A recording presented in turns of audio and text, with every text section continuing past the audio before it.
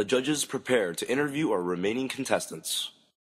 First is Gabe Brigado, who enters confidently and displays a proper greeting and handshake.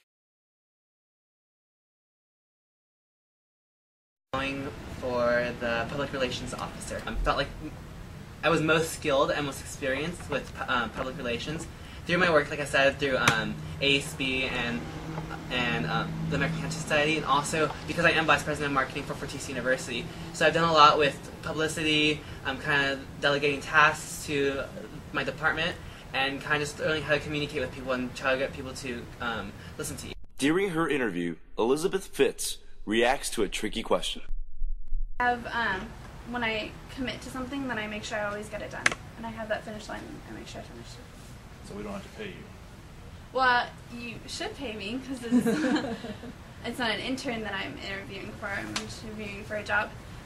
The salary does help. What position are you interviewing for today, Mr. Park? Public relations. I'm a very flexible person. I can do pretty much anything that anyone's asked me for. I mean, I need a couple hours of sleep a night. Don't get me wrong. But if someone calls me 2 in the morning and says, I just ran someone over, I need you to come over here and take care of things, I'll put that person over me, because I try to empathize with that person, see what's going on through his head and for the company. Thank you, sir. Thank you. Okay, thank you. After his interview, Kevin Park leaves with the proper closing. All right. I thought his introduction was a little weak. He went ahead and placed the papers down at the table instead of handing them to me personally. Right. His handshake could have been a little bit better. Yeah, I think he started a little nervous, but then he picked up. I mean, I think he's very solid, but a little nervous. No interview is complete without questions from the applicants. Do you have any questions for us? Yes. Great. Worked in a business environment before. I have. What are the sales associates like that you've met? Sales associates have to be aggressive. They have to be very self-motivated. They have to be very outgoing. Excellent public speakers. They have to be very personable. They have to be able to create and maintain relationships with people that they have to appear very interested in people that they don't care about. I mean, Kyle's very laid back. Very laid back, yeah. Which is not really, that's a tough personality to have for sales. That's what right? I Sales, you got to be very aggressive. You got to be out there. But not overly aggressive. But not she's overly forward, aggressive. but Yeah. she's not aggressive. But she presents herself very well.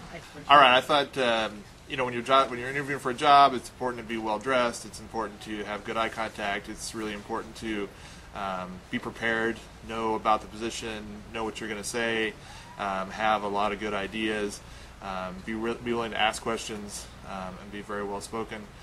I do think that job interviews are extremely difficult to go through, especially when you don't know what the company's about. So I thought all the contestants did pretty well. Dressing for an interview is incredibly important. I was really impressed with all the guys in this competition as far as their professional attire. It was immaculate. I was very impressed. As far as talking and presenting yourself, how you talk is incredibly important. And we had a couple soft-spoken people. They were just speaking too soft to come across as confident as we need for some of the positions that they have.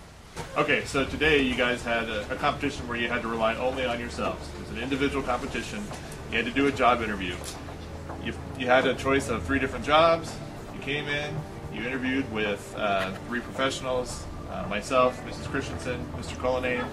You had 5 minutes to sell yourselves, to put your best foot forward, to convince us that you were the best person for the job. Some of you did better than others. In general, we were very impressed with your dress, your professionalism, your ability to answer questions, but at the end of the day, 2 of you have to be fired. So using a straightforward rubric and our impressions, we've come to a decision.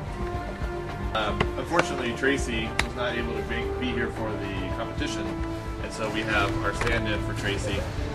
We did have a very brief interview with our Tracy stand-in, and the judges were not impressed with her performance. So I'm sorry, at this point we have to say, Tracy, you're fired. Okay. Unfortunately, we had to also let somebody else go. It was a difficult decision. At the end of the day, we had to let go of the person that we thought probably didn't have the right skills for the job that they applied for. Could have been a little more polished, could have done a better job, and that person, sad to say, is I'm fired.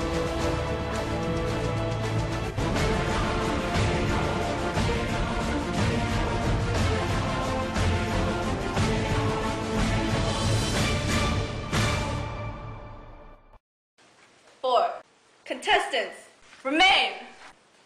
You faced brutal challenges that put your patience and leadership skills to the ultimate test. But you're not done. Next, you'll face a full 7 hours of an even more arduous task. To work with a random partner to publicize the family restaurant BJ's. Sound easy enough? Not exactly. You'll be publicizing to students who are too preoccupied with tests, homework, clubs, sports,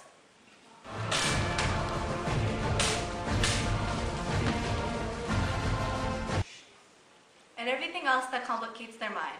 Your job is to break down that barrier. Good luck.